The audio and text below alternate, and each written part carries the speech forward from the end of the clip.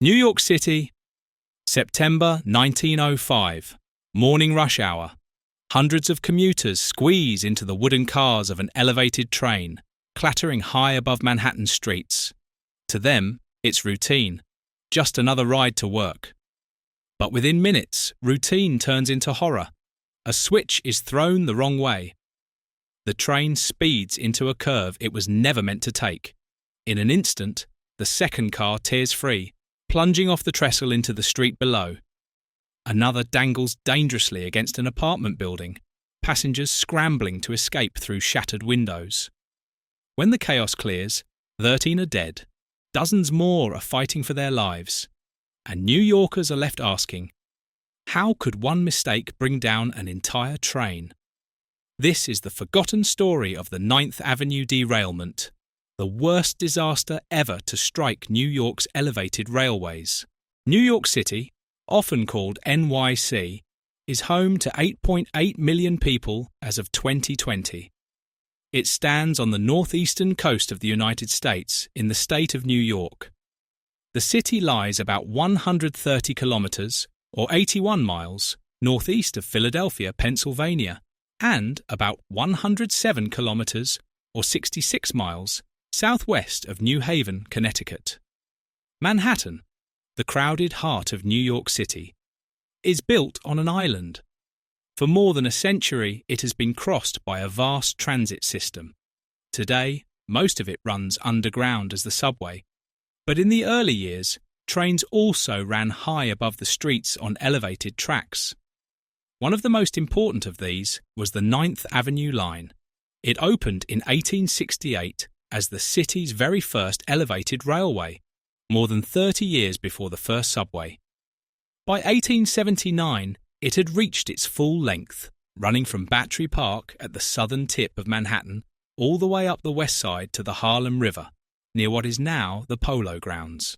At first, the line was served by steam locomotives, but in 1903, it was electrified and leased to the Interborough Rapid Transit Company for an incredible 999 years. The tracks rose as high as 19 metres, or 63 feet, above the streets, clearing traffic, trams, and smaller buildings. Some stations were even equipped with elevators to help passengers reach the platforms more easily. By 1905, the 9th Avenue line, like all IRT elevated lines, was running with what were called Manhattan L trains. These were electric multiple units made by converting older passenger cars that had once been pulled by locomotives. The electrification used a third rail, similar in principle to slot cars. A separate rail running alongside the track carried high voltage, which the trains picked up to power their motors. This upgrade allowed steam engines to be retired, making service cheaper, cleaner, and quieter. The cars themselves were built between the 1890s and 1905. They were mostly wooden, some with steel frames underneath, and had open platforms at each end. Passengers boarded and exited from these platforms, while train staff stood there to open and close the doors by hand at every station. In 1905, the 9th and 6th Avenue elevated lines shared the same track above West 53rd Street. At this point, a set of switches allowed 6th Avenue trains to turn sharply west, while 9th Avenue trains continued straight toward 51st Street Station. The switches were controlled by a towerman, working from a small tower beside the tracks. To guide him, downtown trains carried a sign on the front, showing whether they should take the curve or go straight. Unlike today's subways, there were no destination indicators. These signs were the only way to tell the trains apart. Speed limits were strict.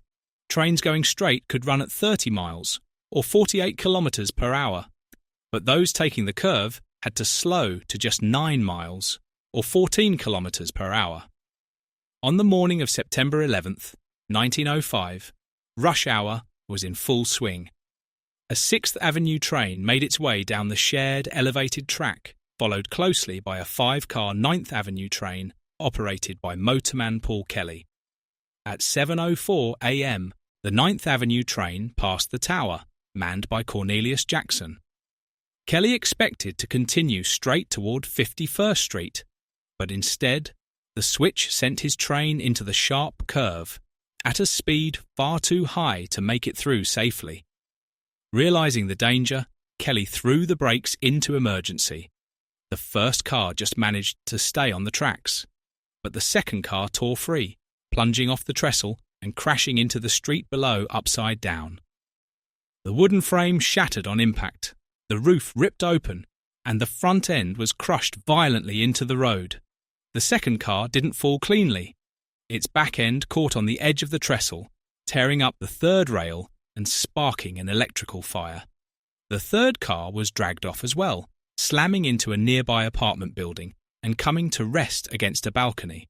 Its heavy front bogie and motors broke loose, crashing down through the wreck of the second car below, killing passengers trapped inside. The rest of the train derailed, but stayed on the structure. When the disaster was over, 13 passengers in the second car were dead. 48 others across the train were injured. Even a police officer on the street below was struck by falling debris. Some passengers in the third car managed to climb out through broken windows, stepping onto the balcony of the apartment their car had struck. Survivors in the second car weren't as fortunate. The lower doors were crushed shut, and the upper doors were blocked by fire and the live third rail. They had no choice but to wait, trapped inside, until rescuers arrived with ladders. Investigators believed they knew the cause almost immediately. In their eyes, motorman Paul Kelly had been reckless, driving too fast and causing the crash through negligence. Just 12 days later, an incredibly fast turnaround compared to today, their report was released. It placed most of the blame on Kelly's speed. Switchman Cornelius Jackson was also criticised for allegedly setting the points for the 6th Avenue train ahead, then abandoning his post for reasons never explained. Kelly insisted his train carried the correct sign, showing it was not meant to take the curve. Jackson claimed the opposite. The conductor, who survived, backed Kelly's story. And the IRT itself supported their motorman, pointing out that every signalman along the way had identified the train as 9th Avenue, meaning it should never have been diverted into the turn. On October 2nd, both Kelly and Jackson were found guilty by a jury. Their reasoning was simple. Even if the signage had been correct and the switch set wrong, Kelly should have noticed that the signal ahead showed turn instead of straight. But Kelly wasn't there to hear the verdict. He had disappeared soon after the crash, and investigators couldn't track him down. A co-worker later claimed Kelly had confided in him right after the accident, saying that Jackson was trying to do him in.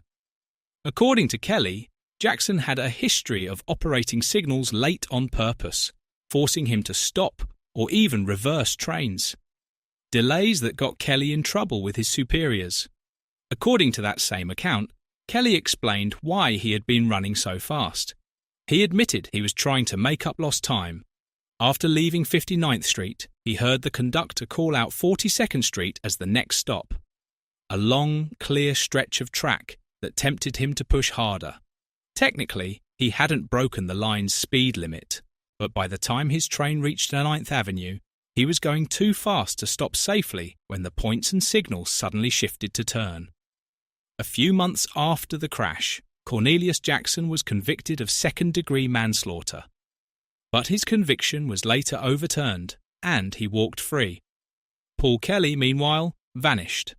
Nearly 2 years later, in June 1907, he was finally spotted and arrested in San Francisco, on the opposite side of the country. Extradited back to New York, he stood trial and was sentenced to 2.5 years in prison for second-degree manslaughter. Kelly insisted he was innocent, but he was sent to Sing Sing, the notorious prison just north of the city. Life inside was brutal. Poor food and violent treatment from guards wore him down. In February 1909, with only 6 months left to serve, Kelly escaped with another inmate while working as prison labour on a nearby construction site. Authorities were shocked. Kelly had been a model inmate with perfect behaviour. The escape didn't last. When his fellow prisoner fell ill, Kelly refused to leave him behind. Both were recaptured without a fight, and Kelly quietly finished the rest of his sentence. After that, history loses track of him. Nothing more is publicly known about Paul Kelly's life once he left prison. In 1915, the site of the 9th Avenue derailment was finally remodelled. The dangerous curve was eased, and the signal's position was reportedly shifted further north, giving more distance between it and the points. 13 people lost their lives that September morning, and while time has blurred the memory of the crash, its lessons still echo. Was Paul Kelly truly reckless? Or was he a victim of sabotage and a broken system? And how much blame should fall on an industry that ignored obvious dangers for the sake of profit and convenience? More than a century later, the questions remain. And perhaps so does the warning. What do you think? Was this disaster the fault of one man or a failure of the system itself?